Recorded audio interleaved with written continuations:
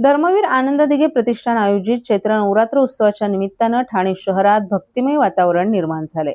दरवर्षीप्रमाणे यंदाही ठाण्यातील संत तुकाराम महाराज मैदान येथे भव्य स्वरूपात चैत्र नवरात्र उत्सवाचे आयोजन करण्यात आले। गेल्या अनेक वर्षांपासून हा उत्सव मोठ्या श्रद्धा, उत्साह आणि भक्तिभावपूर्ण वातावरणात साजरा केला जात असून ठाणेकर नागरिक यामध्ये मोठ्या संख्येने सहभागी होत असतात। या उत्सवाच्या प्रारंभाच्या अनुषंगाने आज मंडप पूजनाचा शुभ सोहळा पार पडला। राज्याचे उपमुख्यमंत्री एकनाथ शिंदे यांच्या हस्ते आणि उपस्थितीत हा मंडप पूजन सोहळा विधिवत पार पडला।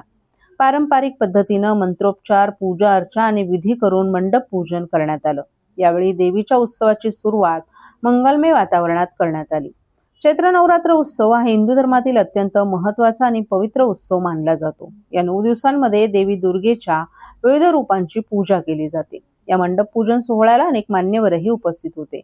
यामध्ये ठाणे लोकसभेचे खासदार नरेश मस्के, माजी आमदार रवींद्र फाटक, महापौर शर्मिला रोहित पिंपोळकर, शिवसेनेचे गटनेते पवन कदम, ठाणे विधानसभेचे प्रमुख हेमंत पवार, उपशहर प्रमुख जयप्रकाश कोटवानी, कल्याण जिल्हा प्रमुख गोपाल लांडगे, महिला आघाडीच्या प्रमुख मीनाक्षी शिंदे, नगरसेविका मालती पाटील, नम्रता पमनानी, नम्रता भोसले जाधव, प्रवक्ते राहुल लोंढे, शाखा प्रमुख रोहित गायकवाड यांच्यासह अनेक पदाधिकारीही उपस्थित होते। यावेळी कोपरी विभागाचे विभाग प्रमुख, उपविभाग प्रमुख, शाखा प्रमुख, उपशाखा प्रमुख, महिला पदाधिकारी, युवासेनेचे कार्यकर्ते तसंच असंख्य नागरिकही मोठ्या संख्येने उपस्थित होते। यावेळी सर्वांनी मिळून देवीची पूजा करून उत्सव यशस्वी होण्यासाठी प्रार्थना केली। दरवर्षीप्रमाणे यंदाही या चैत्र नवरात्र उत्सवामध्ये भक्तांसाठी विविध धार्मिक कार्यक्रमांचे आयोजन करण्यात येणार असून ठाणेकरांसाठी हा उत्सव श्रद्धा, संस्कृती आणि एकात्मतेचा सुंदर संगम ठरेल।